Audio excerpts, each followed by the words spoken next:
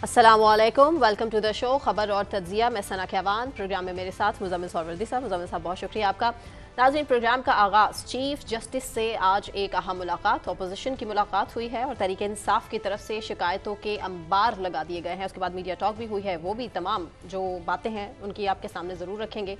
सबसे पहला सवाल मुज़म्मिल साहब से मैं यही पूछ लेती हूँ आज कि मुज़म्मिल साहब, आप इस मुलाकात को कितना अहम देखते हैं, संजीदा या फिर बेनतीजा? नहीं, पहली बात तो आप ये समझें कि पीटीआई के वफद ने चीफ जस्टिस याहिया अफरीदी से मुलाकात करके उनको पाकिस्तान का चीफ जस्टिस तो तस्लीम किया है और उनको उनकी तैनाती को दुरुस्त भी तस्लीम किया है। तो फिर 26वीं आईनी तरमीम कबूल कर ली ना उन्होंने। आप समझें, वो तो चीफ जस्टिस बने हैं 26वीं आईनी तरमीम से, और 26वीं आईनी तरमीम के तहत बने हुए चीफ जस्टिस के साथ अगर पीटीआई का वफद बात करता है, अपने मसाइल बताता है, मसाइल हल करने की बात करता है, तो वो चीफ जस्टिस याहिया अफरीदी को पाकिस्तान का जायज़ कानूनी और आईनी चीफ जस्टिस तस्लीम करते हैं। तो जब वो उन्हें पाकिस्तान का जायज़ कानूनी और आईनी चीफ जस्टिस तस्लीम करते हैं, तो फिर वो 26वीं आईनी तरमीम को भी जायज़ कानूनी और आईनी तस्लीम करते हैं। क्या ऑप्शन है इसके अलावा उनके पास? भाई ना जाते, एहतजाज करके देख नहीं ना जाते, मतलब ये जानना कोई जरूरी था? ये कोई खतूत अदालत लिख के में बुलाया हुआ देख लिया। था? ये तो घर पे मुलाकात के लिए बुलाया, मुशावरत के लिए। वो कह सकते थे कि आप मंसूर अली शाह को भी मीटिंग में रखें, मुनीब अख्तर साहब को भी रखें, सीनियर 5 जज होंगे तो हम आएंगे मिलने, हम अकेले आपसे नहीं बात करेंगे। कह देते कि जी हम तो सीनियर जजेस, जहाँ हम सारे जजेस की मौजूदगी में बात करेंगे, ये भी कह सकते थे वो अपने। लेकिन वो अकेले चीफ जस्टिस से मिलने के लिए राजी थे, खुशी खुशी राजी थे, और छलांगे लगाते हुए चीफ जस्टिस पाकिस्तान के घर पे गए हैं, छलांगे लगाते हुए वहाँ 1 घंटा तक बैठे हैं और मुलाकात करके आए हैं और बहुत खुशी खुशी गए हैं, कोई शर्त रखे बगैर। तो पहली बात तो आप ये समझें, इस मुलाकात की ज़रूरत महसूस क्यों हुई? देखिए, मुलाकात चीफ जस्टिस पाकिस्तान ने कहा कि मैं जुडिशल रिफॉर्म्स करने जा रहा हूँ, अदालती इस्लाहात करना चाहता हूँ, जिसका 10 इस सिलसिले के लिए मैं गवर्नमेंट और अपोजिशन दोनों के साथ मुशावरत करना चाहता हूँ। तो गवर्नमेंट से उन्होंने प्राइम मिनिस्टर से मुलाकात कर ली, लॉ मिनिस्टर से मुलाकात कर ली, अटॉर्नी जनरल से मुलाकात कर ली, उसमें 2 फेडरल मिनिस्टर और भी मौजूद थे। जब प्राइम मिनिस्टर जाके चीफ जस्टिस याहिया अफरीदी को मिले, गवर्नमेंट ने जुडिशल रिफॉर्म्स पर अपना एक point of view chief justice को कहा, जिसमें ये कहा जा रहा है कि प्राइम मिनिस्टर ने उनको कहा कि जो टैक्स के केसेस हैं वो आप जल्दी करें, उससे नुकसान हो रहा है। और लेकिन एक जुडिशल रिफॉर्म्स का 10 नुकाती एजेंडा चीफ जस्टिस ने तैयार किया हुआ है। उन्होंने वो 10 नुकात गवर्नमेंट को दिए कि आप इस पर अपना इनपुट देते हैं। फिर चीफ जस्टिस मिले सुप्रीम कोर्ट बार के वफद को, और उन्होंने सुप्रीम कोर्ट बार के डेलीगेशन को भी वो 10 नुकात दिए कि आप भी अपना मौक़िफ़ देते हैं। अब रह गई अपोजिशन, उन्होंने पीटीआई को बुलाया, पीटीआई को भी उन्होंने 10 नुकात दिए कि आप इन 10 नुकात पर अपना मौक़िफ़ दे दें, और अगर आप बैरिस्टर अली जफर का शॉट चला दें तो उससे सूरत क्लियर हो जाएगी। बैरिस्टर अली जफर ने क्या कहा कि गैर मामूली मीटिंग थी, मजीद उन्होंने क्या कहा, जरा सुनाते हैं। ये बड़ा ही गैर मामूली किस्म की मीटिंग थी। चीफ जस्टिस आज तक पाकिस्तान की जो सुप्रीम कोर्ट के चीफ जस्टिस हैं वो उन्होंने अपोजिशन से मुलाकात नहीं की, लेकिन आज हमें एक एजेंडा दिया गया था, जिस तरह पहले उमर अयूब साहब ने भी और बैरिस्टर गौहर साहब ने भी बताया। उस एजेंडे से बाहर निकल के जो एक्चुअल मुल्की हालात हैं, जो कानून में प्रॉब्लम्स हैं, जो हमें और पर जो जुल्म हो रहा है, वो हमने सारा डिटेल में बताया अदालत को। एक तरह से चीफ जस्टिस को बताने का मतलब यही है कि आप सुप्रीम कोर्ट को बता रहे हैं। और फिर उन्होंने ये कहा कि आपकी जो कुछ है, जो आपने ज़ुबानी बात की है, क्योंकि अभी ज़ुबानी हमने हर एक ने गुफ्तगू की थी, उन्होंने कहा कि आप राइटिंग में दें। ये एक बहुत अहम इकदाम उन्होंने हमें बताया है कि आप राइटिंग में दें, और उन्होंने ये भी कहा कि वो जो एक एक पॉइंट आपका होगा उसके ऊपर मैं जवाब भी दूंगा कि मैं ये कर सकता हूं या नहीं कर सकता, और कर सकता हूं तो किस तरह करूंगा। इससे पहले कभी इस तरह से ऑपोजिशन से मीटिंग नहीं हुई, क्लियर किया उन्होंने। वही जो बात मैं कर रही थी कि इतनी जरूरत क्यों महसूस हुई इस मुलाकात की। मसलन अब इन्होंने जब अपनी शिकायतें लगाई, जब इन्होंने कहा हमारे साथ बड़ा जुल्म हो रहा है, इन्होंने कहा हम इमरान खान की ये वो, तो उन्होंने कहा यार आपकी जितनी शिकायतें हैं ना आप लिख कर देते हैं, जुबानी बात ना करें। इनमें से जिन शिकायतों को मैं दूर कर सकता हुआ उनको मैं दूर कर दूंगा। जिनकी मैं कुछ नहीं कर सकता, जिनके ऊपर मैं आपको जवाब दे दूंगा कि ये मेरे दायरे इख्तियार में नहीं है। मतलब कुछ चीज़ें वाकई चीफ जस्टिस पाकिस्तान के दायरे इख्तियार में नहीं होती। वो कोई पाकिस्तान का कुल्लम हाकम नहीं होता कि आप कहें जी चीफ जस्टिस सब कुछ कर सकता है। चीफ जस्टिस सब कुछ नहीं कर सकता। वो आइन कानून के पाबंद है और उसने आइन के अंदर रहते हुए और वो मुल्क के अदालती निज़ाम का भी पाबंद है। मसलन एक काम जो मुल्क की सेशन कोर्ट ने करना है वो चीफ जस्टिस पाकिस्तान नहीं कर सकता।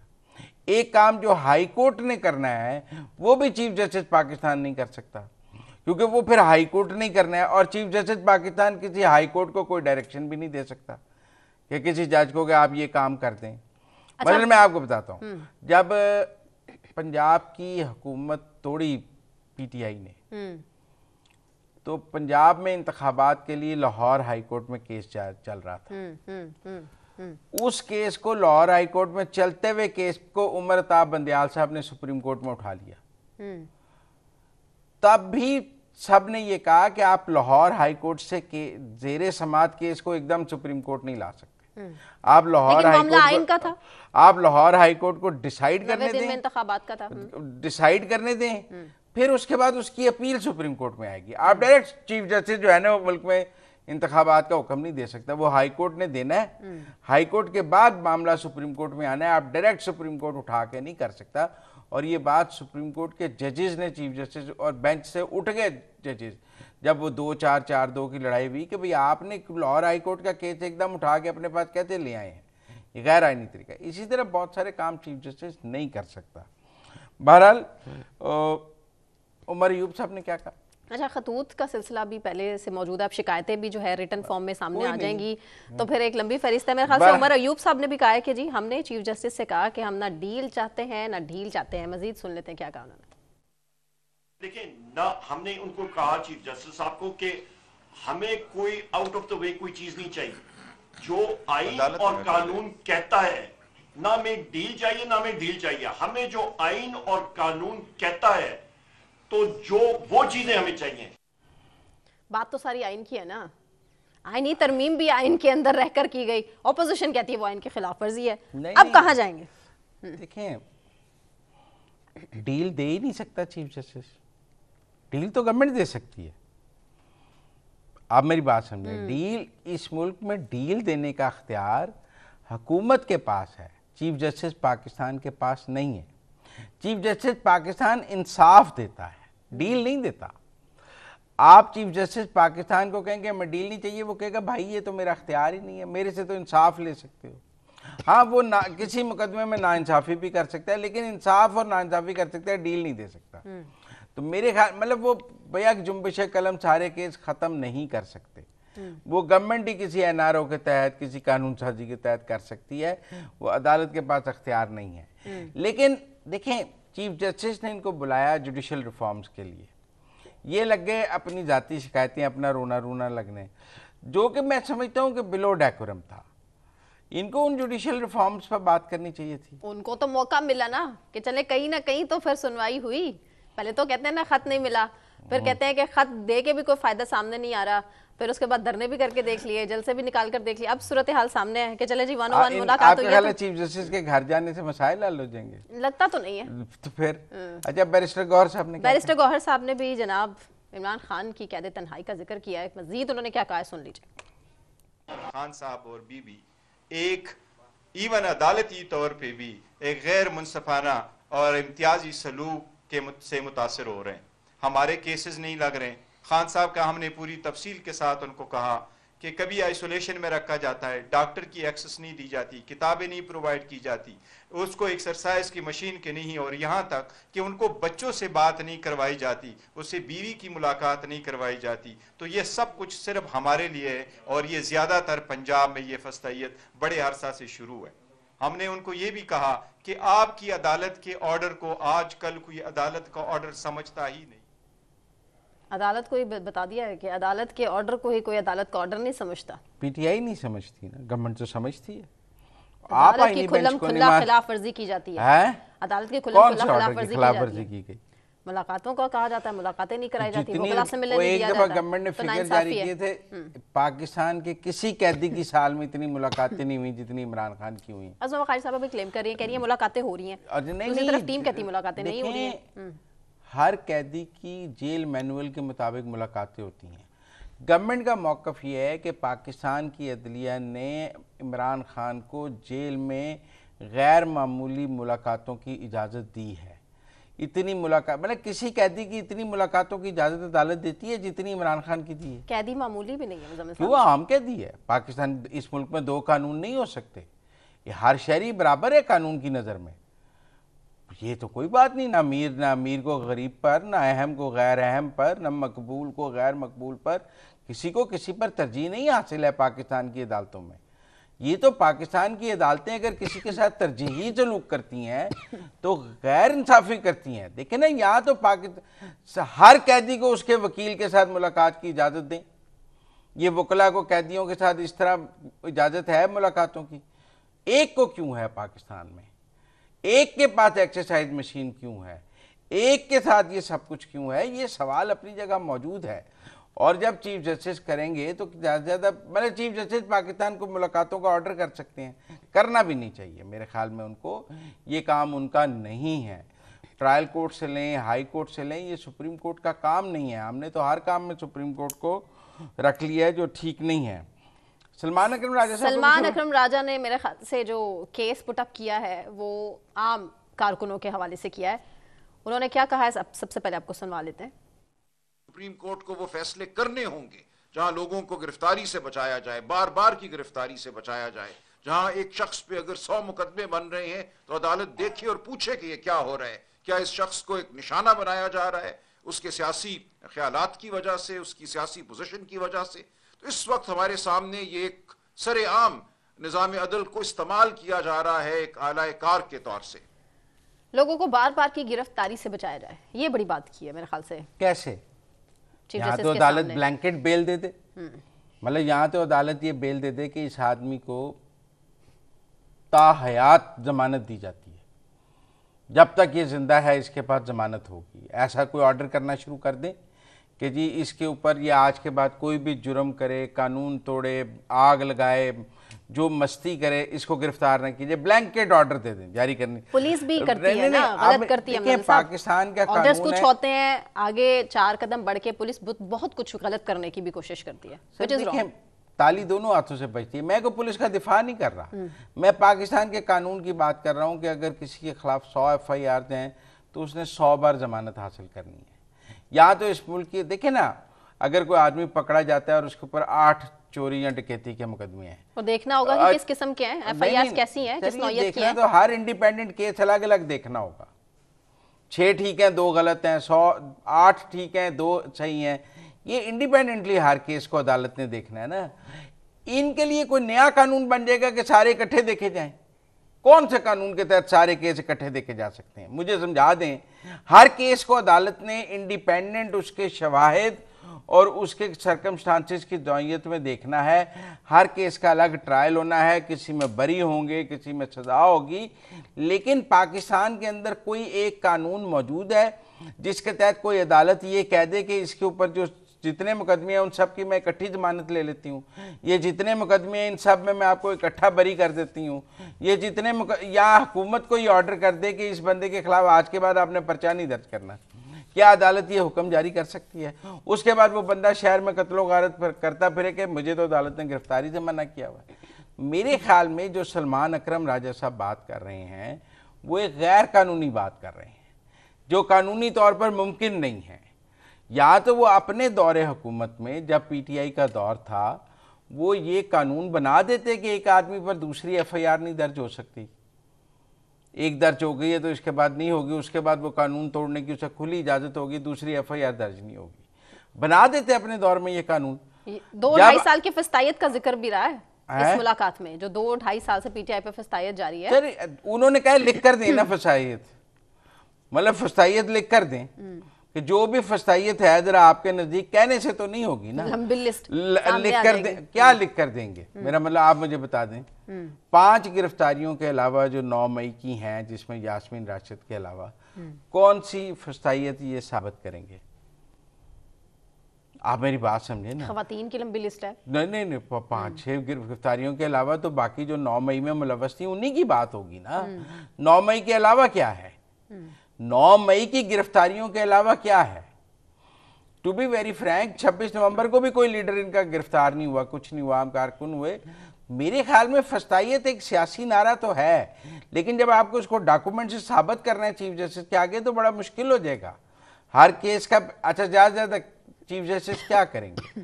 उसकी रिपोर्ट मांग लेंगे मुतलका अदालतों से, वहां से सारी केस फाइल आके वो इनको जवाब भेज देंगे। देखें, चीफ जस्टिस ने कोई भी काम आइन और कानून से बाहर नहीं करना। वैसे तो मुझे ये लगा कि आज उन्होंने ऑपोजिशन को बुलाया था, ठीक है, ये 7 लोग गए, इनको चाहिए था ये JUI को साथ लेकर जाते। देखे ना, ये ऑपोजिशन का ग्रैंड अलायंस बनाना चाहते हैं।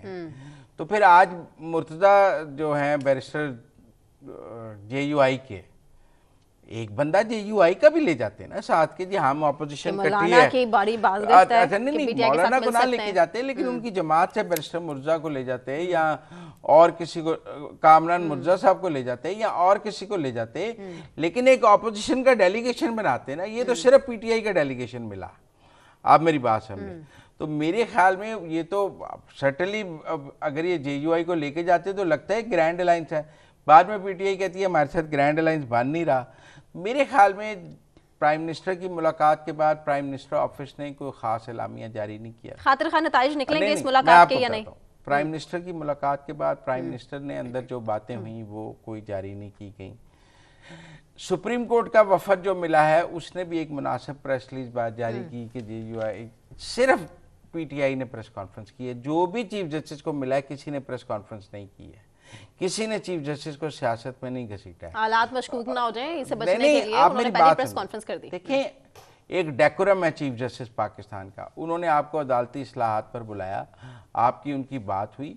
मेरे ख्याल में ये प्रेस कॉन्फ्रेंस ही बैड टेस्ट में थी, चीफ जस्टिस को एम्बैरस करने वाली बात है। मतलब आपने अगर उन्होंने एक रास्ता खोला है आपसे बातचीत का, आपको बुलाया है, इज्जत दी है, आप उस इज्जत का भरम तो रखें।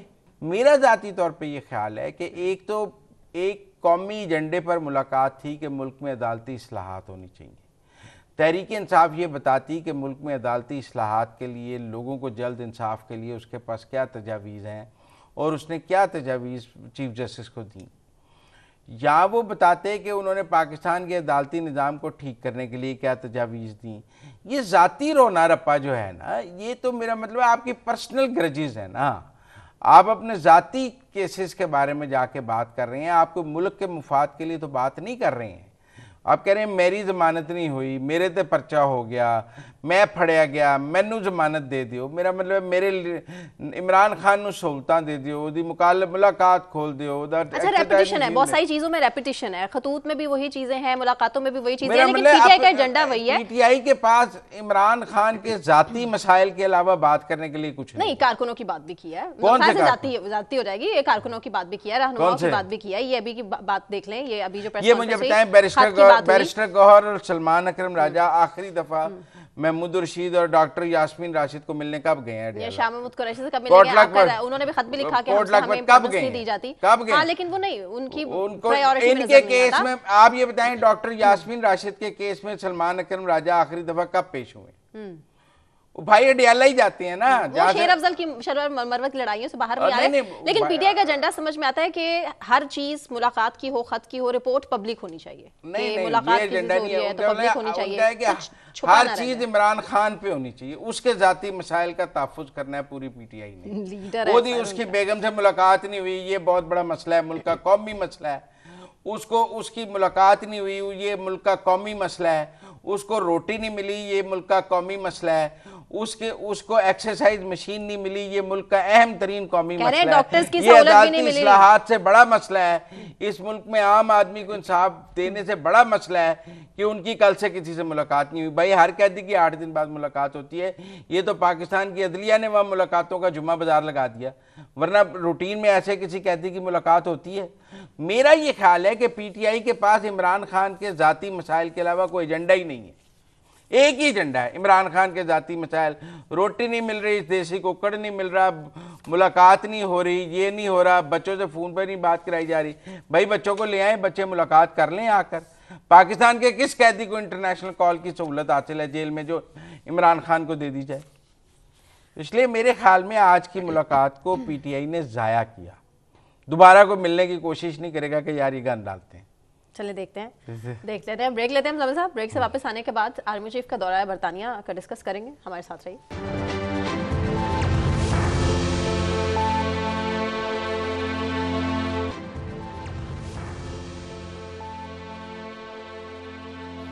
वेलकम बैक नाज़रीन। बात army chief general Syed Asim Munir के हवाले से जो बरतानिया में मौजूद हैं और बरतानवी army chief general Roland Walker की दावत पर वो वहाँ पर मौजूद हैं, जहाँ पर उन्होंने war minister Lord health garrison का जो है दौरा किया है। इस मौका पर ISPR की तरफ से भी ब्रीफिंग दी गई है जिसमें अहम प्रोजेक्ट्स के हवाले से बताया गया है कि बड़ी अहम इंपॉर्टेंट ये मीटिंग रही है। मुज़म्मिल साहब कैसा देखते हैं इस मीटिंग को, क्योंकि दूसरी तरफ तहरीक इंसाफ की तरफ से भी बाकायदा तौर पर लंदन की सड़कों पर एहतजाज हुआ। देखिए, उन्हें पहले तो इस दौरे में गार्ड ऑफ ऑनर दिया गया 30 मिनट का, और फिर वो ब्रिटिश गवर्नमेंट के नेशनल सिक्योरिटी एडवाइज़र, वहाँ के आर्मी चीफ, डिफेंस दिफा के आला हुकाम, और एक बहुत ही आला सतही दौरे पे इस वक्त आर्मी चीफ बरतानिया है। और ये उनकी इंटरनेशनल रिकग्निशन है कि उनको यूके गवर्नमेंट ने बुलाया है। अब और टेक्निकली तो पाकिस्तान के आर्मी चीफ को बुलाया है ना, कि फ़र्द की बात तो नहीं है। इससे पहले वो वैसे अमेरिका का दौरा भी कर चुके हैं और भी मुल्कों के बहुत दौरे किए हैं उन्होंने, लेकिन एक अमेरिका का दौरा था जब पूरी तहरीक इंसाफ को बड़ा लगा कि हमने बड़ा मौका गंवा दिया है और हम अगर उनके दौरे अमेरिका पर एहतजाज करते तो पता नहीं क्या हो जाता। और आपको पता है शेर अफजल मरवत पर भी एक चार्जशीट है कि उन्होंने उनके दौरे अमेरिका के मौके पर एहतजाज को रोकने के लिए कहा, और वो कहते हैं जी कि शेर अफजल मरवत ने बड़ी ज्यादती की।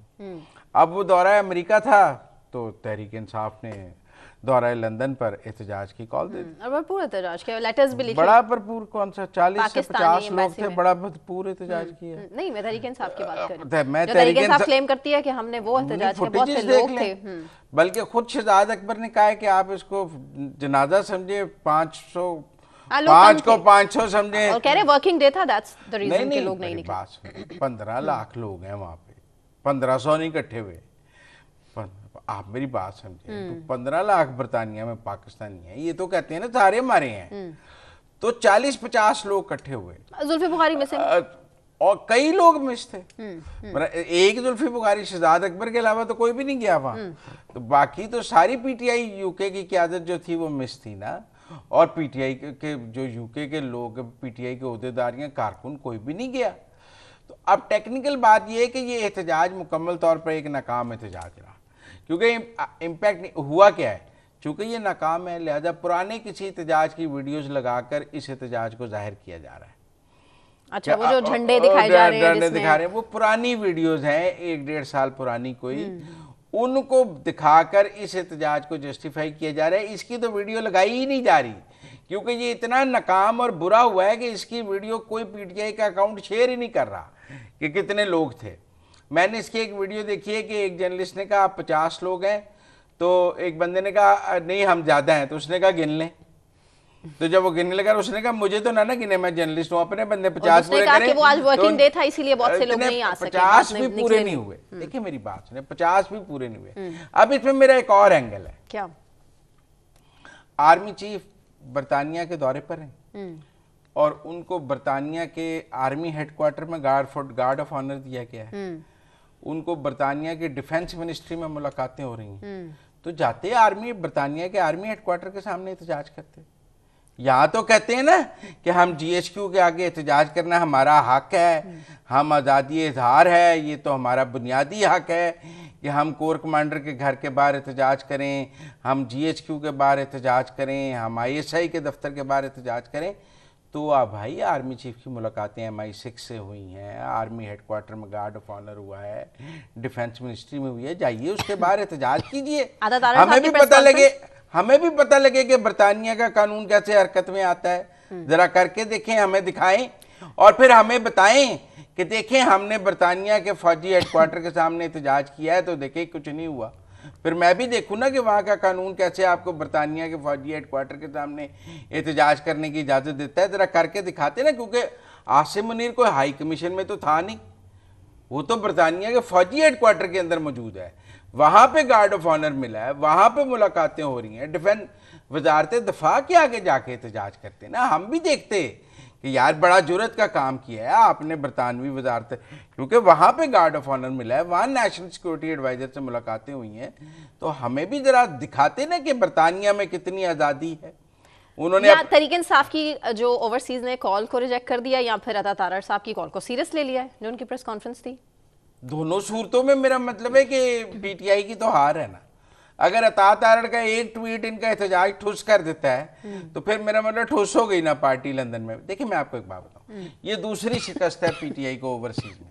हमें यही डराया जाता था ना कि सारे ओवरसीज तो जी PTI के साथ, रेमिटेंसेस पर बुरी शिकस्त हुई है PTI को।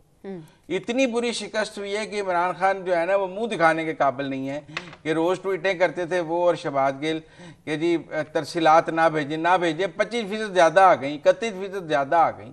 अब ट्वीट भी नहीं करते कि तरसीलात ज़्यादा ख़त्म।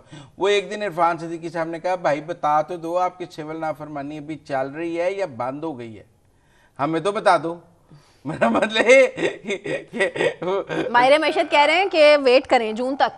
क्या वो हर महीने का डेटा आ रहा है, हर महीने का डेटा आ रहा है, इसमें जून तक वेट करने की क्या जरूरत है? 22 फरवरी को फरवरी का डेटा आ जाएगा, 31 मार्च को मार्च का डेटा आ जाएगा।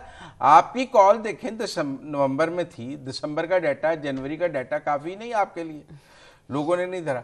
इसी तरह ये एहतजाज नाकाम करने से भी ये समझ आ गई है। जैसे मैं आपको एक बात बताऊँ, सवाबी का जलसा नाकाम हुआ, खुद जुनैद अकबर की ऑडियो आ गई है कि लोग नहीं लाए और लोगों ने मुझे इस्लामाबाद 26 नवंबर की तस्वीरें भेजकर, तो सवाबी के जलसे में जाली तस्वीरें भेज के अपने नंबर बनाए हैं, मैं बानी PTI को शिकायत लगाऊंगा। तो अब वैसे तो शिकायती कल्चर बहुत हो गया ना PTI में, हर बंदा कहता है मैं बानी को शिकायत ही लगाऊंगा, काम कोई नहीं करूँगा, शिकायत ही लगाऊंगा। अब सूरत हाल ये है कि लंदन में भी लोग नहीं आए, इसकी भी शिकायत अडियाला में ही लगेगी कि जुल्फी बुखारी नहीं आया या और जो उनके वो अनिल मुशर्रफ। आप इजी ना ले जुल्फी बुखारी को। हाँ। कोई पता नहीं है कि जुल्फी बुखारी साहब ऐसे मुश्किल टाइम में किसी और एक्टिविटी में तीसरी जो आने वाले टाइम में हुकूमत को फिर परेशानी का नहीं है, तीसरी चौथी शिकस्त है। पूछे कैसे? वो ऑक्सफोर्ड का चांसलर बनने में भी तो शिकस्त हुई, नया चांसलर आ गया बड़ा जी, वो अडियाले से ऑक्सफोर्ड के चांसलर बनेंगे। हुकूमत ने ऑक्सफोर्ड वालों ने नाअहल किया, हुकूमत ने नहीं किया, ऑक्सफोर्ड वालों ने नाअहल किया।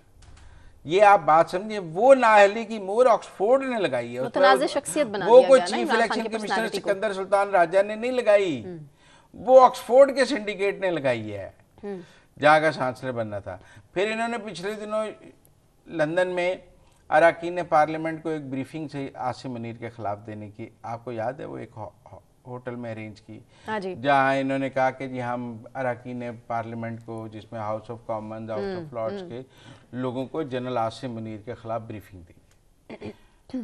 उस ब्रीफिंग का ये असर हुआ है कि उनको स्टेट विजिट मिल गया है, वो जिसमें जुल्फी बुखारी और सारे जी बड़ी कामयाब ब्रीफिंग हुई है, हमने स्लाइड्स दिखाई हैं, हमने वीडियोस दिखाई हैं। ये हुआ है कि यूके ने स्टेट विजिट दे दिया उसके बाद, और हाईएस्ट प्रोटोकॉल में दिया, आधे घंटे का गार्ड ऑफ ऑनर दिया है। ये आपकी ब्रीफिंग थी जो लॉबिंग थी। तो मैं टेक्निकली ये बात समझाना चैलेंज कर रहे हैं आप PTI को? मैं चैलेंज नहीं कर रहा, मैं फैक्ट्स पे बात कर रहा हूँ कि आप क्या इन्होंने यूके के अरकान पार्लियामेंट को ब्रीफिंग दी कि नहीं दी? दी ना। आप क्या पाबंदियां लग जाए? क्या आसिम मुनीर का दौरा अमेरिका लंदन हुआ या नहीं हुआ? क्या गार्ड ऑफ ऑनर मिला या नहीं मिला? तो क्या उसकी नहीं है ये दौरा। यहाँ तो उसके उनकी ब्रीफिंग के बाद बरतानिया आसिम मुनीर साहब को ना बुलाता ना, नाकाम हो गया, उन्होंने स्टेट विजिट दिया। तो मेरे ख्याल में टेक्निकल बात यह है कि इस नेगेटिव पॉलिटिक्स का कोई इम्पैक्ट नहीं आ रहा। इसमें तहरीक इंसाफ को हर लम्हा शिकस्त का सामना है और बुरी शिकस्त का, सियासी शिकस्त का सामना है, जिससे उनको कुछ हासिल नहीं होगा। और मेरे ख्याल में उसको जब कुछ हासिल नहीं होगा तो नुकसान ज़्यादा होगा। तो बाकी अपनी जगह शेर अफजल मरवत साहब की लड़ाई जारी है। मरवत साहब तो बाज नहीं आ रहे। और जहां उन्होंने मेरे ख्याल से मुश्किल से कोई 1-1.5 दिन ये अली अमीन गंडापुर के कहने पे मुंह बंद रखा होगा, उसके फौरी बाद ऐसे ताबड़तोड़ हमले हैं पार्टी के अंदर। अब वो भी वीलॉग देखे ना, अगर शहजाद अकबर वीलॉगर हैं, शहबाज गिल वीलॉगर हैं, शहबाज गिल के मुकाबले पे वो कहते हैं कि मैं जो मेरे खिलाफ वीलॉग करता है मैं उसका जवाब उसको वीलॉग में दूंगा, और वो चंद दिनों में अपना वीलॉग शुरू कर रहे हैं। अच्छा, ये बड़ा इंपॉर्टेंट है उनका वीलॉग। पता नहीं अब उसमें उनकी क्या पीटीआई का जो व्यूअर है, जो पीटीआई का फॉलोअर है, वो शेर अफजल मरवत को सुनेगा या नहीं? Exactly that matters. अगर शेर अफजल मरवत की फॉलोइंग शहजाद अकबर, आदिल राजा, शहबाज गिल से ज्यादा हो गई यूट्यूब में, और पीटीआई के लोग ज्यादा सुनने लग गए शेर अफजल मरवत को, तो फिर ये सारे कहाँ खड़े होंगे? मुश्किल है। फिलहाल तो पीटीआई वालों का एक स्टांस है कि शेर अफजल मरवत साहब जो कह रहे हैं बार बार मुझे क्यों निकाला, उससे बेहतर है कि वो नवाज शरीफ साहब के साथ जाके बैठ जाएं, उनकी पार्टी में चले जाएं, तो और दोनों मिलके एक ही बात करें, so that people can relate कि अब शेर अफजल मरवत साहब पार्टी का हिस्सा नहीं है, इस पार्टी। ये तो अब देखना पड़ेगा ना, जब वो वीलॉग करेंगे उनकी व्यूअरशिप बताएगी। अभी देखें पार्टी में से कोई उनके खिलाफ बयान देने को तैयार नहीं। कोई छोटी छोटी चिंगारियां कहीं ना कहीं से कहाँ निकल रही हैं। वो बम मारे हैं रोज ओवरसीज छोड़े, यहाँ कोई एमएनए उनके खिलाफ बयान देने को तैयार है? अच्छा, एमएनएस के साथ उन्होंने क्या किया कि बात कुछ की और एमएनएस कहते बाहर जाके उन्होंने कुछ और क्लेम कर दिया, क्या मीडिया से बात करते हुए? पता नहीं। बहरहाल अब वो कहते हैं कि शहबाज, क्या आप लोग मेरे अगेंस्ट जो लॉबी बन रही है पीटीआई में उसके अगेंस्ट बात करें, मुझे सपोर्ट करें पार्टी में, ताकि मेरी फिर से जो है वो एंट्री हो सके। तो एमएनएस कहते हैं हमसे बात ये की, लेकिन बाहर जाके कुछ और बात कर दी कि एमएनएस बाहर जाके मुझे क्यों निकाला, ये पार्टी वाले मेरे खिलाफ साजिश कर रहे हैं। जाके उन्होंने कहा कि एमएनएस को एक शख्सियत दबाव डाल रही है कि मेरे खिलाफ बयान दें, और वो शख्सियत का इशारा था अलीमा खान की तरफ। नहीं, अभी उन्होंने कहा है, उन्होंने इंटरव्यू में कहा है कि बिल्कुल बुशरा बीबी, अलीमा खान ने मेरे हवाले से टारगेटेड कोई बात नहीं की, इसलिए मैं अवॉइड करूंगा, मैं कोई बात नहीं करूंगा। क्योंकि सलमान अकरम राजा ने कहा कि मुझे अलीमा खान ने कहा है कि जो आपके खिलाफ बात कर रहा है उसको मुंह तोड़ जवाब दें। तो फिर अलीमा खान ने अगर सलमान अकरम, कौन कर रहा है सलमान अकरम राजा के खिलाफ बात? शेर अफजल। तो फिर मुंह तोड़ जवाब किसको देना है? लेकिन वो कह रहे हैं कि वो उनको इतना मासूम नहीं है, उन्हें पता है उनको क्यों निकाला। जब सलमान अकरम राजा ने ये ट्वीट किया कि मुझे अलीमा खान ने कहा है कि जो आपके खिलाफ बात कर रहा है उसे मुंह तोड़ जवाब दें, तो वो मुंह तोड़ जवाब किसको देना है? देना तो उनको ही है, लेकिन शेर अफजल मरवत को। फिर भी मोहतात है। फिर अलीमा खान ही शेर अफजल मरवत के खिलाफ लॉबिंग करा रही है ना एमएनएस को। पार्टी में वापस शामिल हो सकते हैं शेर अफजल मरवत? $1 मिलियन क्वेश्चन है। देखिए, इमरान बहुत से लोगों की मिलीजुली राय है, ये तो जरूरत की बात है, किसी स्टेज पे जरूरत हो या ना हो। लेकिन शेर अफजल मरवत ने बड़ा एक, वो कहते हैं ट्रिकी सा एक, उन्होंने कहा जब इमरान खान बाहर आएगा और खुद आकर मुझे कहेगा, मतलब जेल से नहीं कि इस्तीफा दे दो, मैं फिर दूंगा। उन्हें पता है जल्दी इमरान खान ने बाहर नहीं आना, तो ना मुझे कहना है मैं जेल, कोई कहते हैं मैं जेल में उसकी हिदायत को नहीं मानता, ये लोग जाके कान भरते हैं, उसको मिसगाइड करते हैं, लिहाजा मैं उसकी जेल की बात नहीं मानूंगा। लेकिन मरवत साहब की हैसियत क्या रह गई फिर? ऐसे क्या है, मैंने है नए तरीके इंसाफ के रहनुमा तो ना कहलाए गए, वो जो फवाद चौधरी की हैसियत है, जो फवाद चौधरी के तो रास्ते हमवार हो रहे हैं, इनके तो रास्ते खराब हुए हैं। देखें ना, फवाद चौधरी ने कहा कि अडियाला के बाहर कैंप लगाएं, तो अब आज आलिया हमजा मजबूर है ना अडियाला के बाहर कैंप का ऐलान करने के लिए। कहा तो पहले फवाद चौधरी वैसे बात बड़ी उन्होंने गौर तलब की है फवाद चौधरी साहब ने, कि क्यों क़यादत उस तरह से सीरियस नहीं ले रही है इमरान खान साहब की रिहाई को। तो देख लें अडियाला के बाहर भी कितने लोग आएंगे, 40 लोग भी मुश्किल है, वहां पे भी लड़ाई ना हो जाए। मतलब आप मेरी बात समझे ना। तो टेक्निकल बात यह है कि मैं समझता हूँ कि वो शेर अफजल का जो मशवरा था ना अमेरिका वाला कि एहतजाज ना करो, वो ज्यादा बेहतर मशवरा था, क्योंकि ये जो आपने एहतजाज किया है आप एक्सपोज हो गए हैं, आप वहां भी एक्सपोज हो जाते। आपका भरम बना हुआ था, आप रोज अपना भरम तोड़े हैं और वो टूटने के नतीजे में अब देखो ना, लोग कह रहे हैं 50 लोग थे, 51 लोग थे, वो कहते हैं अच्छा वो 4 और आ जाते तो 55 हो जाते, नहीं 59 हो जाते, नहीं 100 थे, नहीं 150 थे। मतलब आपकी गिनती शुरू हो गई है। देखो एहतजाज वो है जो गिना ना जा सके। उनकी वीडियोस भी कैप्चर हो रही है, उनकी तस्वीरें कैप्चर हो रही हैं, पाकिस्तान में उनकी जायदादें जब्त हो रही है। नहीं वो तो कहा जा रहा है उनके पासपोर्ट भी कैंसिल हो जाएंगे। फिर तो सब बरतानवी शहरी हैं, इनको तो ब्रिटिश लॉ इनको प्रोटेक्ट करता है, इनको कौन सा मेरा मतलब पाकिस्तानी लॉ प्रोटेक्ट करता है। वो देखे ना, शहजाद अकबर साहब ने अपना पासपोर्ट नहीं ट्वीट किया था जब उनका पाकिस्तानी पासपोर्ट का कि मेरे पास तो दूसरा फॉरेन पासपोर्ट है। ये सब दोहरी शहरियत के आमल लोग हैं, इनके पास ऑल्टरनेट पासपोर्ट्स मौजूद हैं, इनको क्या मसला है। ठीक है, ये कौन सा डरने वाले हैं। ठीक है मुज़म्मिल साहब, यहीं से कंटिन्यू करेंगे, लेकिन एक ब्रेक के बाद आप लोग हमारे साथ रहिए।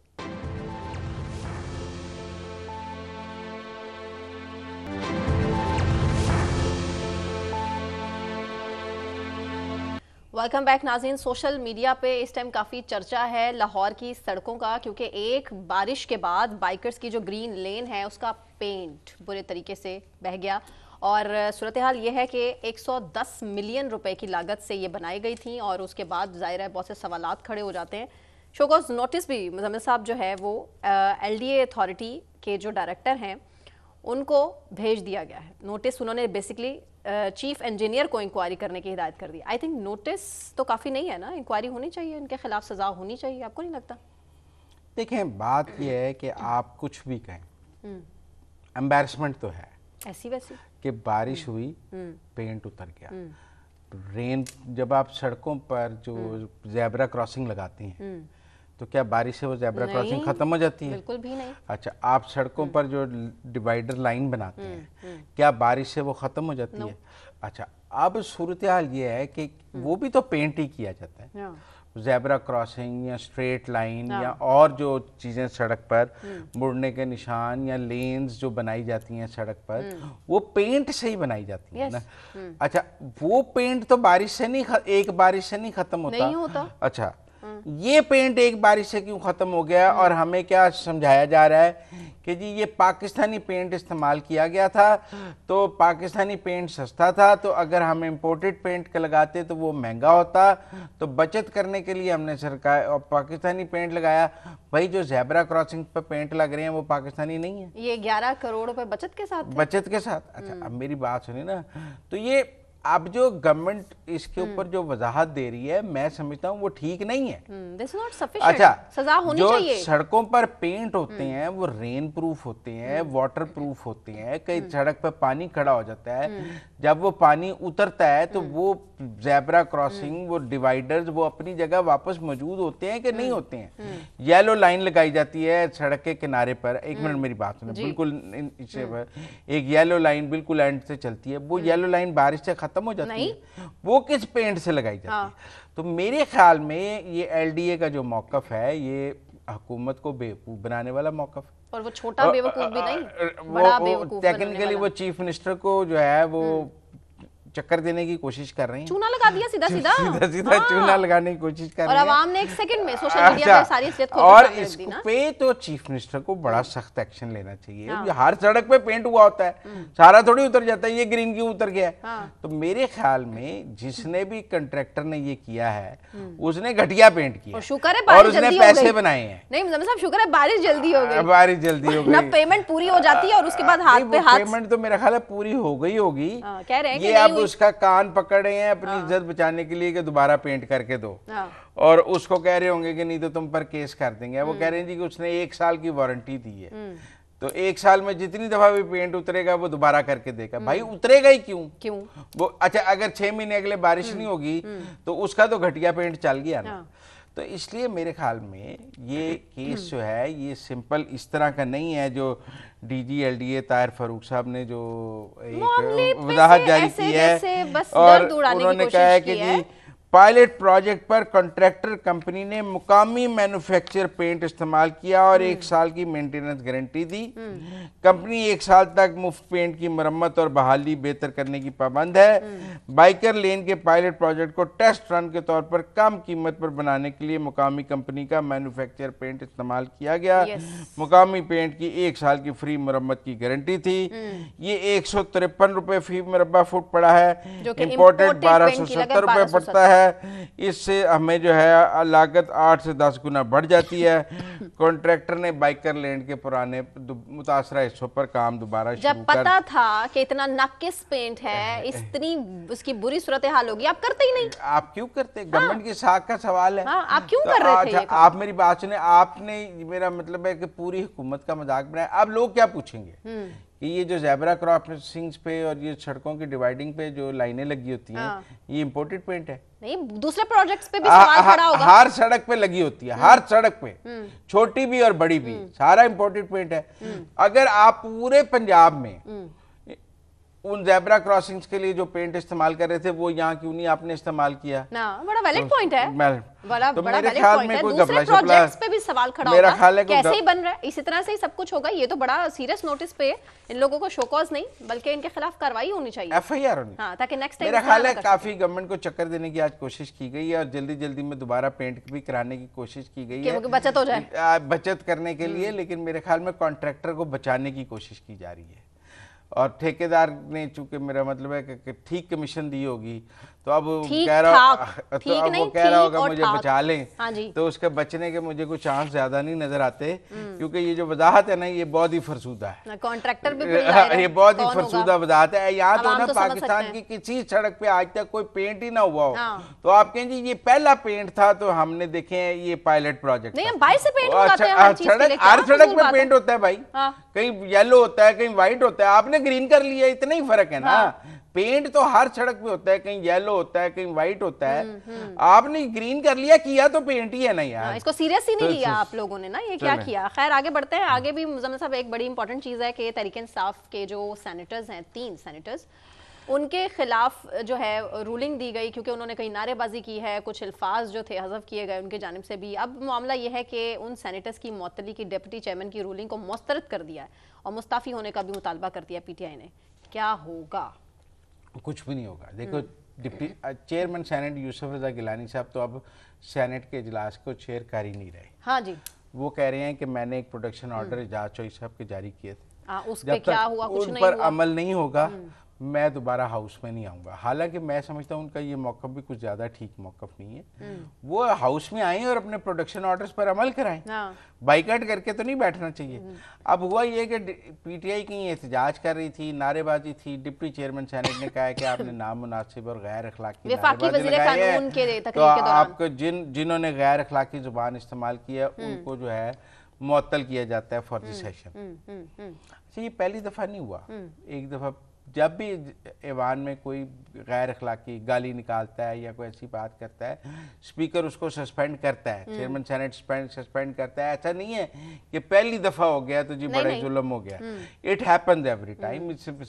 PTI के दौर में भी होता रहा, उससे पहले भी होता रहा। हाउस में एक डिसिप्लिन रखने के लिए स्पीकर और सेनेट के डिप्टी चेयरमैन ज़्यादा सख्त जुमले कह दिए, कहते गालम गलूच है ना, जो नाज़ेब अल्फाज है। सख्त पे कुछ नहीं होता, ज्यादा मसला गालम गलूच और नाजेबा अल्फाज पर होता है, तो वो जो हज़फ किए जाते हैं। अब चूंकि PTI कह रही थी हमारे सेनेटर्स वापस लाएं, हमारे नहीं तो हम चलने नहीं देंगे, तो डिप्टी चेयरमैन सेनेट ने कहा है कि ये मामला लीडर ऑफ द अपोजिशन और लीडर ऑफ द हाउस मिलकर तय करें कि भाई आइंदा गालम गलूच नहीं करनी, तो जो वो फैसला करेंगे मुझे कबूल होगा, मैं अपनी रूलिंग वापस ले लूंगा। लेकिन मैं ज़ाती तौर पे ये समझता हूँ कि पाकिस्तान की पार्लिमान में जो गुफ्तगू है वो इखलाक के दायरे में होनी चाहिए, इखलाक कानून और आइन के दायरे में होनी चाहिए। ये जो बदतमीज़ी और गालम गलूच की गुफ्तगू है, ये कोई पार्लिमान का खूबसूरत या अच्छा चेहरा नहीं है। तमाम ही ऑपोजिशन इसको वैसे सीरियस नहीं लेते। गवर्नमेंट को भी कहता हूँ, ऑपोजिशन को भी कहता हूँ। देखिए, हम सिंपल बात है कि ये जो गालम गलूच का कल्चर है, ये चाहे सोशल मीडिया पर है चाहे पार्लिमान में है, ये पाकिस्तान का कोई खूबसूरत चेहरा नहीं। और तमाम जमातों को इस पर अमल करना चाहिए। अमल करना चाहिए। मैं इन सैनिटर्स की बहाली के हक में हूँ, लेकिन मैं इस बात के भी खिलाफ हूँ कि इनको नाजेबा अल्फाज नहीं इस्तेमाल करने चाहिए। देखिए, इनको ये सैनिटर्स हैं, अपर हाउस के मेंबर हैं, प्रेस्टिजियस मेंबर हैं, इनको ये पाकिस्तान के सबसे ऊपर बैठते हैं, इन्हें तहजीब के दायरे में गुफ्तगू करनी चाहिए। ये फरते जज्बात में नाजेबा गुफ्तगू नहीं करनी। जज्बाती तो फिर हो जाती है ना नहीं, पार्लियामान में नहीं, घर पे हो, ठीक है ना। फिर बेगम बताएगी घर पे, सड़कों पे ना हो, प्रेस कॉन्फ्रेंस में ना हो, जलसों में ना हो, घर पे हो ना जरा, फिर बेगम बताएगी घर में बात करेंगे, असेंबली में ना हो, सेनेट में ना हो, कहाँ हो, कौन सा मुल्क का हिस्सा हो, शीशे के आगे खड़े होकर गालियां निकाला करें, पार्लियामान में नहीं, घर में ना अकेले शीशे के आगे बाथरूम में खड़े होकर गालियां निकाला करें। चलें देखते हैं कि कब हवाओं का रुख तब्दील होगा, क्योंकि तरीके इंसाफ तो इसी की कोशिशों में है। इसी के साथ नाज़रीन, मुझे सना कहवान को और मुज़म्मिल सोहरवर्दी साहब को इजाज़त दीजिए। अपना बहुत ख्याल रखिए।